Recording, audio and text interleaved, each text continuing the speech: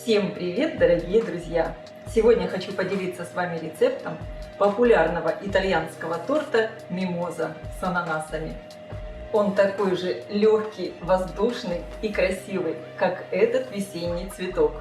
Готовится быстро и очень просто. И он прекрасно подойдет к любому празднику, к дню рождения, к 8 марта. Украсит любой праздничный стол. Торт действительно очень красивый, высокий, пышный и такой ароматный. Обязательно его приготовьте и попробуйте. Я сразу буду готовить тесто для 2 бисквитов. И для этого мне понадобится бисквиты я буду выпекать в разъемных кольцах. Сразу же подготовила 2 кольца.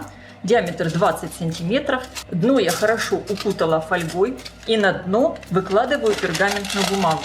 Формы я ничем не смазываю. Если вам неудобно выпекать сразу 2 бисквита, тогда выпекайте их по очереди. Но тесто надо готовить также отдельно для каждого бисквита. Смешаю сухие ингредиенты. В муку добавляю крахмал, добавляю разрыхлитель для теста. И также я хочу сегодня мой бисквит для этого торта сделать таким ярко насыщенным желтым. Поэтому я добавляю куркуму. Куркуму добавляйте по своему желанию. Хорошо все перемешиваю. Отправляю все яйца в большую миску. Бисквит я сегодня готовлю очень простым способом, не разделяя белки и желтки яиц. Добавляю соль и всыпаю сахар. Хорошо взбиваю яйца с сахаром в пышную светлую массу, примерно в течение 7 минут. Общий вес яиц у меня здесь получается примерно 430 граммов. Одно яйцо без скорлупы весит 50-55 граммов. Масса стала вот такой пышной и светлой и хорошо увеличилась в объеме, примерно в 3 раза. Добавляю 2 чайные ложки экстракта ванили. Можно также использовать и ванильный сахар. Тогда добавляйте его вместе с сахаром. Перемешиваю. И примерно в 3 приема просеиваю сухие ингредиенты. Я их буду вмешивать аккуратно венчиком, чтобы сохранить пышность у теста. По мере добавления сухих ингредиентов куркума также проявляет свой цвет, и тесто становится более желтого цвета.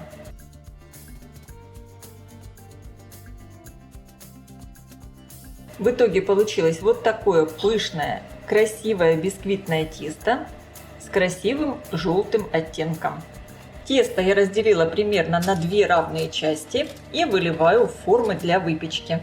Каждая часть теста примерно 460-470 граммов. Буковой шпажкой слегка прокручиваю тесто, чтобы оно распределилось равномерно. И сейчас все отправляю в хорошо разогретую до 170 градусов духовку примерно на 40-45 минут. Конечно, вы смотрите по своей духовке. Противень с формами я ставлю на средний уровень, включен верх и низ. Бисквиты не любят резких перепадов температуры, поэтому я их оставляла остывать примерно на 10 минут в выключенной духовке, слегка приоткрыв дверцу. Сейчас бисквиты извлеку из формы. Аккуратно тонким ножом пройдусь по краю формы. Кстати, как приготовить бисквит классическим способом, вы также можете посмотреть у меня на канале. Я оставлю ссылку под видео в описании. Бисквит получается очень пышный и высокий. Точно так же извлекаю и второй. Оставляю бисквиты остывать прямо на столе. Вообще эти бисквиты можно приготовить также и заранее, что очень удобно. Для приготовления крема мне понадобится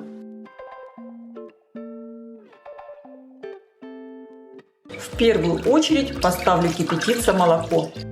В отдельной миске смешаю сахар, соль и крахмал. Перемешиваю. Добавляю в смесь яйца и хорошо размешиваю до однородности.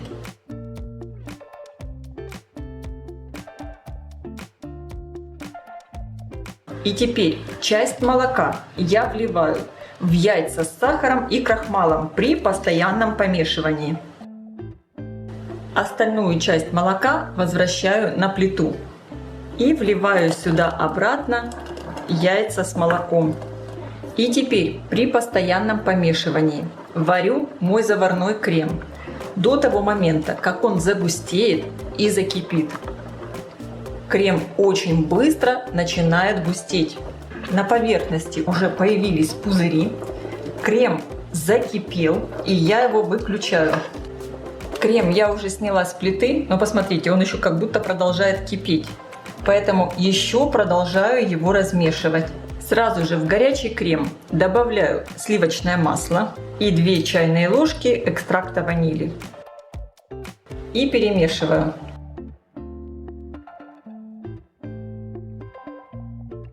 Крем я переливаю в миску, чтобы он быстрее остывал, так как заварная основа должна хорошо остыть, прежде чем ее соединять со сливками. Закрываю миску пищевой пленкой, причем пленку опускаю прямо поверх крема, чтобы не образовывалась корочка. Оставляю крем на столе, чтобы он остыл до комнатной температуры, а затем поставлю в холодильник, чтобы основа была холодной. Бисквиты после остывания я завернула в пищевую пленку и оставила отлежаться.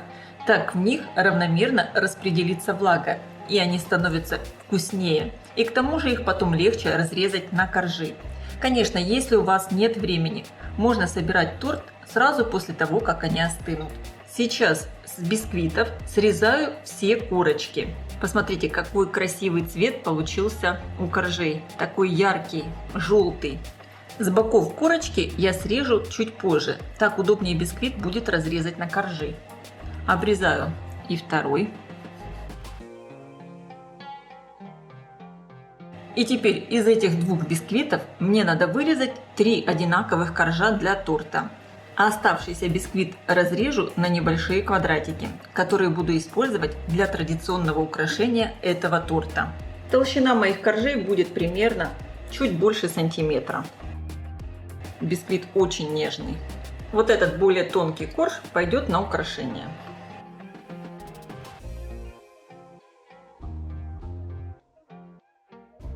У меня получилось вот таких 3 коржа. Сейчас я их подрежу, чтобы обрезать бока. Я это сделаю прямо вот этим моим разъемным кольцом. Это очень удобно. Итак, в итоге у меня получилось вот таких 3 коржа. И вот у меня то, что осталось от бисквитов. Сейчас я их нарежу на квадратики.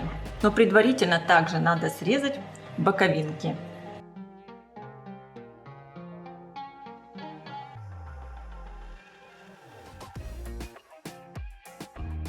Получаются вот такие квадратики из бисквита для украшения. Когда заварная основа полностью остыла, она у меня даже стояла в холодильнике, и сейчас она абсолютно холодная, можно продолжать делать крем дальше. Будем взбивать сливки. Чтобы сливки хорошо взбивались, они обязательно должны быть холодными, из холодильника и жирными. Жирность не менее чем 33%. Я хорошо взбила сливки до таких средних пиков, не слишком плотных. Сейчас миксером я немного перемешаю заварной крем. Теперь он охотнее будет перемешиваться со сливками. В несколько приемов добавляю заварной крем в сливки, перемешиваю. Я это делаю за 3 раза.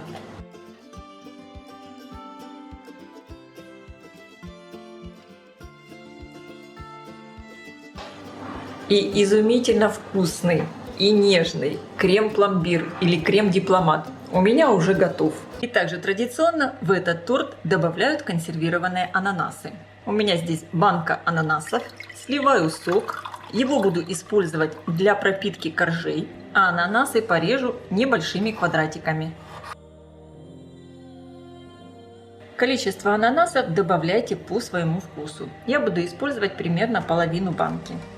У меня все готово для сборки торта. Выкладываю первый корж на тарелку. Сразу снизу подложу кусочки пергамента, чтобы потом меньше было убирать. Удобнее торт собирать в разъемном кольце. Но в принципе можно собирать торт и без кольца. Сейчас первый корж пропитываю ананасовым сиропом. Выкладываю сверху крем и разравниваю.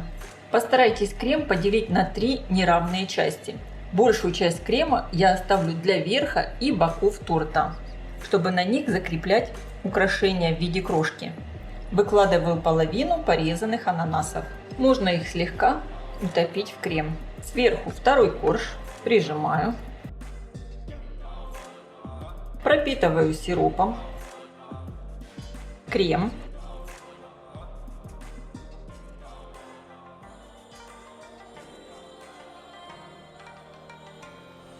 Выкладываю оставшиеся ананасы.